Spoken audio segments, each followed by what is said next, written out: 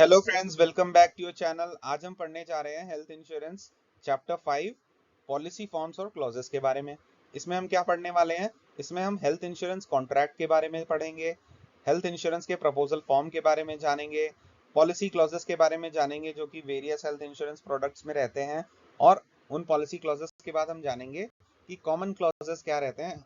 सभी insurance products में maximum क्या कॉमन क्लॉजेस रहते हैं।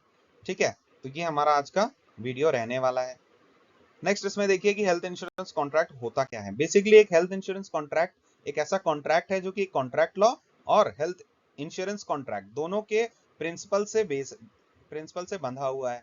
ठीक है, अब इसमें जो भी कॉन्ट्रैक्ट लॉ के हिसाब से जो बेसिक एलिमेंट्स होते हैं कॉन्ट्रैक्ट के, वो इसमें होने चाहिए। बेसिक एलिमेंट्स क्या होते हैं? ऑफर और acceptance, consideration, capacity of contract और लीगैलिटी ऑफ फॉर्म। कहने का क्या मतलब हुआ? ऑफर एंड एक्सेप्टेंस का क्या मतलब हुआ? जो भी हेल्थ इंश्योरेंस पॉलिसीज हमें ऑफर की जा रही हैं उनमें कुछ टर्म्स एंड कंडीशंस होंगी, उसको उसके लिए क्या रहेगा? सपोज एक पॉलिसी आपके पास आई, उसकी टर्म्स एंड कंडीशंस के आधार पे आपको क्या देना पड़ेगा? प्रीमियम देना पड़ेगा। तो वो ऑफर आपको कौन करेगा? हेल्थ इंश्योरेंस कंपनी आपको ऑफर करेगी और उसको आप एक्सेप्ट करेंगे तो आपको बेनिफिट्स मिलेंगे। नेक्स्ट है हमारा consideration. Consideration is basically premium. तो प्रीमियम किस किस चीज पे डिपेंड करेगा? प्रीमियम आपके बहुत सारे मल्टीपल फैक्टर्स पे डिपेंड करता है। डिटेल में हम आगे इसके बारे में पढ़ेंगे, बट बेसिकली जो फैक्टर्स हैं जो एज एन इनपुट काम करते हैं for deciding the premium of any health insurance contract. वो बेसिकली क्या हो सकते हैं? आपकी एज हो सकती है, हेल्थ का स्टेटस हो सकता है। ठीक है, तो सपोज आपकी एज कम है और आप कोई हेल्थ इंश्योरेंस पॉलिसी लेना चाहते हैं, तो आपकी हेल्थ इंश्योरेंस पॉलिसी क्या होगी? बेसिकली उसमें प्रीमियम क्या होगा? लो होगा। आपका हेल्थ स्टेटस डिटेरियोरेट हो रहा है और उसके बाद आप स्मोकिंग करते हैं या फिर आपके अंदर कोई प्री इलनेस है, तो आपका क्या प्रीमियम कंसिडरेशन ज्यादा होगा। कैपेसिटी ऑफ कॉन्ट्रैक्ट बेसिकली दो पार्टीज अगर कोई कॉन्ट्रैक्ट कर रही हैं तो दोनों पार्टीज लीगली केपेबल होनी चाहिए कि वो एक कॉन्ट्रैक्ट में हिस्सा बन सकें। ठीक है, लीगैलिटी के बारे में मैं डिटेल में पहले ही IC 01 में आपको पढ़ा चुका हूं कि कब कब आप लीगैलिटी क्या होती है। ठीक है, आप वो वीडियो जाके देख लीजिएगा। लीगैलिटी ऑफ फॉर्म कहने का मतलब हुआ कि हम एज अ कस्टमर जब भी हेल्थ इंश्योरेंस पॉलिसी को खरीद रहे हैं, मतलब हम एक कॉन्ट्रैक्ट को साइन कर रहे हैं इंश्योरेंस कंपनी के साथ कि वो मेरा इलनेस को कवर कर रही है। अब वो इलनेस जो कवर कर रही है वो एक म्यूचुअल कॉन्सेंट है। म्यूचुअल कॉन्सेंट का क्या मतलब हुआ कि मैंने उसको बताया कि मेरी सपोज मेरी 30 एज का हूं मैं, मेरे कोई प्री इलनेस नहीं है, उसके आधार पे मैंने फॉर्म भरा और उसने मुझे health insurance policy the. And मैंने अगर उसमें ऐसा कोई पॉइंट लिखा, सपोज कि मुझे डायबिटीज है, मैंने ऐसा पॉइंट लिखा, तो लीगैलिटी ऑफ फॉर्म ये कवर करेगी भाई।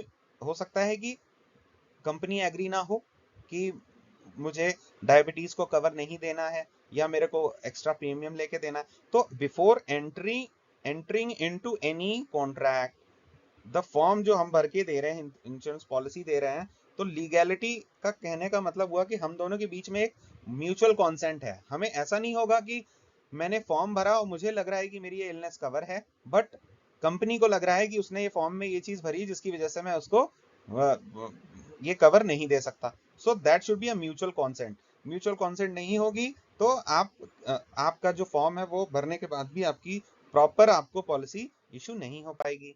ठीक है, तो हेल्थ इंश्योरेंस जो फॉर्म भरते हैं उसके बारे में हम पढ़ते हैं अब इसमें कि हेल्थ इंश्योरेंस प्रपोजल फॉर्म में क्या क्या चीजें रहती हैं। देखिए, बेसिकली एक हेल्थ इंश्योरेंस फॉर्म में डिटेल्स रहती हैं एप्लीकेंट की मल्टीपल डिटेल्स उसमें रहेंगी, और उसके बाद वो डिक्लेरेशन एप्लीकेंट देगा कि मैं, एक चेक बॉक्स रहता है उसमें टिक मार्क करके साइन करते हैं आप कि मैंने जो भी इंफॉर्मेशन दी है वो सही है, एंड मैं ये डिक्लेयर कर रहा हूँ कि the above information is true to the best of my knowledge and all. तो ये चीजें आपको हेल्थ इंश्योरेंस प्रपोजल फॉर्म में भरी भरी जाएंगी। डिटेल्स क्या रहती हैं एप्लीकेंट की? बहुत बेसिकली एक चेकलिस्ट होती है, स्टैंडर्डाइज्ड IRDA फॉर्म्स होते हैं आजकल तो। ठीक है, उसमें आपका एक बेसिक कवर के लिए जो चीजें रहती हैं आपकी कवर्ड रहती हैं, उसमें आपको भर के देना होता है कि मेरे को कोई पास्ट इलनेस तो नहीं रही, अभी मेरी क्या एज है, स्मोकिंग करता हूँ नहीं करता हूँ, मेरी फैमिली हिस्ट्री का क्या है, ये सारी चीजें इसमें हेल्थ इंश्योरेंस के प्रपोजल फॉर्म में जाती हैं। इसके बारे में हम अभी डिटेल पढ़ेंगे कि कैसे कैसे क्या क्या चीजें हमारे हेल्थ इंश्योरेंस प्रपोजल फॉर्म में रहने वाली हैं। तो इसमें बेसिकली हमारा जो एक बेसिक इंफॉर्मेशन है, की इंफॉर्मेशन है और एक सेल्फ डिक्लेरेशन है, तो इसके बारे में हम डिटेल में पढ़ते हैं। ठीक है, तो एक हेल्थ इंश्योरेंस प्रपोजल फॉर्म का जो कंटेंट्स हैं वो क्या क्या होंगे। बेसिक इंफॉर्मेशन आपकी क्या चाहिए, देखिए name, address, phone number, pan card number क्या है, ठीक है, जेंडर क्या है आपका, डेट ऑफ बर्थ क्या है आपकी, फैमिली मेंबर्स की डिटेल, ठीक है, ये आपकी बेसिक इंफॉर्मेशन है। ठीक है, मतलब basic information in the sense आप इस पॉलिसी इशू करने में, देखिए पॉलिसी इशू करने में आपके नेम, एड्रेस, फोन नंबर, इन सब चीजों से क्या असर पड़ने वाला है। ठीक है, कि इससे क्या डिराइव होगा, required to register customer details under KYC norms. ठीक है, आईआरडीए के नाम से भाई केवाईसी में आपका डिटेल्स आपकी एंटर की जाएंगी। इसलिए की इंफॉर्मेशन में एज क्या है आपकी, क्या ऑक्यूपेशन करते हैं, सपोज आप किसी ऐसे ऑक्यूपेशन में हैं जिसमें आपकी हेल्थ डिटेरियोरेशन फास्ट हो सकती है। सपोज आप कॉटन फैक्ट्री में है, ठीक है, तो वहां पे क्या होता है कि लोगों को जो सिलिका है, कुछ चीजें हैं, वो सारी चीजें आपके हेल्थ को डिटेरियोरेट कर देती हैं। ठीक है, पास्ट कोई सर्जरी हुई है उसके बारे में आपको बताना पड़ेगा। करंट हेल्थ स्टेटस कैसा है, प्लेस ऑफ रेजिडेंस, आप कहाँ रहते हैं उस पर भी आपकी डिपेंड करेंगी चीजें। सम इंश्योर्ड क्या है और प्लान ऑप्टेड, कौन सा प्लान आप ले रहे हो। ठीक है, प्रपोजल फॉर्म में आप बताएंगे कि मैं 10 लाख का लेना चाहता हूँ इंश्योरेंस, या 15 लाख का लेना चाहता हूँ, 5 लाख का लेना चाहता हूँ, और कौन सा प्लान लेना चाहते हैं।